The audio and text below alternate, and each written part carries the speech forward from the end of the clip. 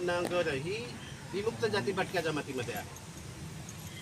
तर धनगर लोकांची पहिली मागणी होती की आम्हाला अनुसूचित जमातीमध्ये समाविष्ट करावे आणि त्यांच्या आरक्षणाचा फायदा आम्हाला लागू करावा, अशी त्यांची मागणी होती। ते कोर्टात गेले, आपणही कोर्टात गेलो। कोर्टात वेगवेगळे आहे, ते एक नाही असं हायकोर्टाने नमूद केलं। पुन्हा ते अपिलात गेले सुप्रीम कोर्टात, तिथं हायकोर्टाची ऑर्डर कायम झाली। म्हणजे न्यायालयीन स्तरावरनं धनगर आणि धनगर हे वेगवेगळे जाती हे स्पष्ट झालेले आहे। असं असताना धनगर लोकांनी पुन्हा आता नव्याने सूर काढलं आणि ही मागणी पुन्हा सामाजिक स्तरावर त्यांनी उभी केलेली आहे। आता काय आहे ते कशामुळे ते आपण म्हणत नाही, पण त्या ठिकाणी माननीय मुख्यमंत्र्यांनी घोषित केलं की आम्ही एक GR काढू की धनगर आणि धनगर हे एकच आहे आणि तुमच्या जे सवलती आहेत झालं की ते लागू होतील। कारण 36वर आहे।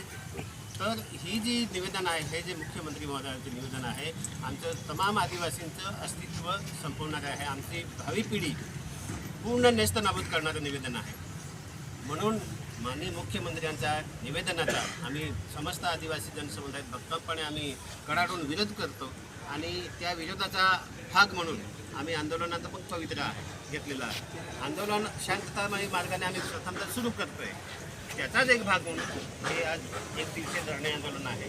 याच्यानंतर पुढचं आंदोलन नंदुरबारला 24 तारखेला आहे, त्याचंही निवेदन दिलेलं आहे। याच्यात आम्ही असं म्हटलेलं आहे, आम्ही शांतताप्रिय मार्गाने या ठिकाणी आंदोलनात बसलेलो आहे। आमच्या या मागणीचा विचार नाही झाला तर जे काय घडेल त्याची सर्वस्वी जबाबदारी शासनाची राहील, असं ठामपणे आम्ही त्या ठिकाणी निवेदनामध्ये नमूद केलेलं आहे।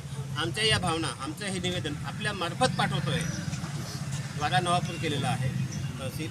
आपण हे निवेदन आजच आपण शासन स्तरावर जे काय माध्यम असेल त्या माध्यमाने आपण पाठावं, अशी या ठिकाणी आम्ही सर्व समस्त आदिवासी जनसमुदायाच्या वतीने विनंती करतो आणि हे निवेदन आपल्याला